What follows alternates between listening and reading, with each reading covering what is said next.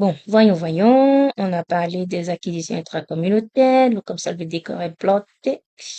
Maintenant, on va parler des prestations intracommunautaires. Donc, on va toucher à tout ce qui est indépendant, qui vont aller prester dans un autre pays de l'Union européenne, alors que eux-mêmes, ils sont des assujettis d'un autre État membre, d'accord?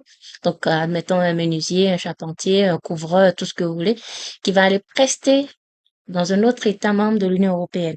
Donc, si c'est un service B2B, c'est-à-dire business to business, c'est-à-dire entre entrepreneurs, eh ben, le lieu de taxation, c'est l'endroit où le preneur, l'assujetti preneur a établi le siège de son activité économique ou l'endroit où le preneur dispose d'un établissement stable. On reviendra sur ce que c'est qu'un établissement stable.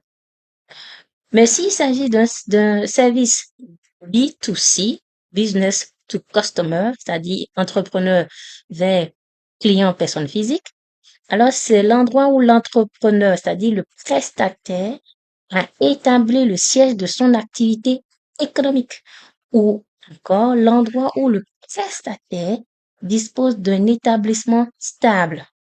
Donc, comme je disais, on reviendra sur ce que c'est qu'un établissement stable. Mais ces deux règles-là, du B2B ou du B2C, ont aussi une exception, d'accord? C'est-à-dire que ça dépend si il s'agit d'une prestation pour un bien immobilier.